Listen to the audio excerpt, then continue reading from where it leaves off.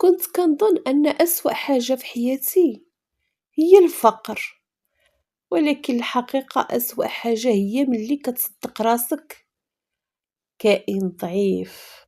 كنت كنخدم عند الناس، كنسمع كلمات كتجرح وكنسكت حيت ما كانش عندي اختيار.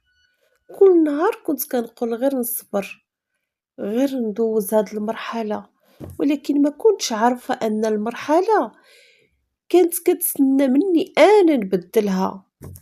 نهار طردوني حسيت براسي ضعت زنقة طويلة والليل كان بارد، ولكن داك الليل كان أول مرة نحس براسي حرة، حرة طليقة. ما بقى حتى حد كيقول لي شنو ندير ولا كيحدد قيمتي. ديك الليلة ما بكيتش، ديك الليلة أنا قررت نكمل ننجح، نولي شي حاجة رغم كل شي. واليوم أنا ما بقيتش داك البنت اللي كانت كتخاف تهضر ولا كتخبي دموعها. اليوم أنا كنحكي قصتي وصوتي وصل لآلاف الناس. وليت كنعاون ماما، وليت كنعيش بكرامة، وليت كنختار حياتي. والمفاجأة، نفس الناس اللي كانوا كيشوفوني غير خدامة اليوم كيتصلوا بيا، ولكن هاد المرة أنا اللي كنقرر. ما درتش الانتقام، ما احتقرت حتى واحد، غير طلعت راسي وخليت النجاح ديالي يهضر. إلا نتا أو نتي كتشوف هاد الفيديو كتحس براسك ضعيف أو حياتك واقفة، راه غير لحظة قرار تقدر تبدل كل شي. أنا كنت خدامة عندهم واليوم أنا اللي صنعت راسي.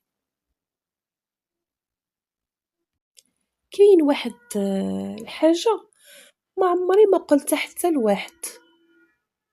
منين بديت تنجح ما كنتش فرحانة كيف ما الناس كيتخايلوا، بالعكس كنت خايفة نرجع لنفس النقطة، خايفة نفقد كل شي فجأة، وخايفة نفيق ونلقى هادشي غير حلم. كل مرة كنشوف الفلوس كتزاد كنقول واش هادي أنا ولا غير صدفة. ولكن مع الوقت فهمت واحد الحاجة مهمة بزاف، النجاح ماشي غير فلوس. النجاح هو ملي كتفيق الصباح وكتحس براسك ماشي نفس الشخص اللي كان كيبكي في الليل. باقي عاقلة على داك نهار كنت كنظف الأرض وكنشوف الانعكاس ديالي فيها، وشفت بنت مكسورة تعبانة ضعيفة وساكتة. واليوم كنشوف نفس الانعكاس ولكن ما بقاتش نفس البنت. أصعب حاجة ما كانتش الفقر ولا الإهانة، أصعب حاجة هي ملي ما كان حتى واحد كيآمن بيا، حتى أنا ما كنتش كنآمن براسي. ولكن كنت غلطانة، حيت القوة ماشي كتجي من الناس، القوة كتجي من داك الصوت الصغير الخفي اللي فيك اللي كيقول كملي حتى إلا كاملين قالوا حبسي. أنا سمعت داك الصوت، وانت واش غادي تسمعو؟ الحياة ما تبدلاتش معايا حيت أنا محظوظة ولا حيت شي حد عطاني فرصة. الحياة تبدلات حيت أنا خديت القرار، أنا اللي خديت القرار.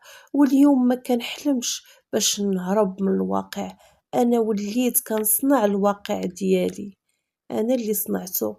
وإلا كنتي دابا في أسوأ مرحلة في حياتك راه ممكن تكون بداية أفضل قصة غادي تعيشها، وأنا الدليل. ومن هنا غنكون ختمت هاد القصة ديالي الجزء الثالث، وغادي نعمل ان شاء الله الجزء الرابع.